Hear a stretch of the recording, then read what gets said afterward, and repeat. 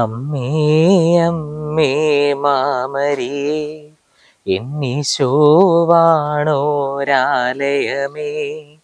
അമ്മേ അമ്മേ നിൻ ഹൃദയേ എന്നെയും ചേർത്തിടണേ. നമ്മുടെ അമ്മയും സ്വർഗീയ മധ്യസ്ഥയുമായ പരിശുദ്ധ കന്യകാമറിയത്തെ പ്രത്യേകമായി അനുസ്മരിക്കുന്ന ഈ ജപമാല മാസത്തിൽ പരിശുദ്ധ അമ്മ ഈശോയെ സ്വീകരിച്ചതുപോലെ ഭക്തിയോടും ആരാധനയോടും നന്ദിയോടും കൂടെ നമുക്ക് ഈശോയെ സ്വീകരിക്കാം. വചനം മാംസമെടുത്തത് പരിശുദ്ധ കന്യകാമറിയത്തിലൂടെയാണ്.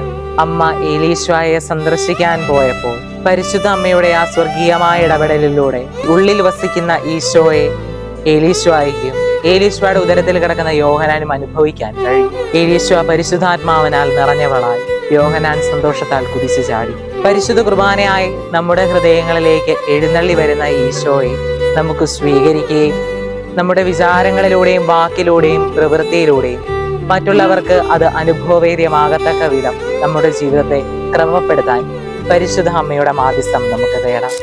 സ്വർഗീയ ജെറുസലേമിലേക്കുള്ള നമ്മുടെ ഈ യാത്രയിൽ വഴിയും വാതിലുമാകുന്ന ഈശോയിലൂടെ വഴിതെറ്റാതെ യാത്ര ചെയ്യാൻ നമ്മുടെ ഹൃദയങ്ങളെ അമ്മയുടെ വിമല ഹൃദയത്തോട് നമുക്ക് ചേർത്ത് വെച്ച് പ്രാർത്ഥിക്കാം.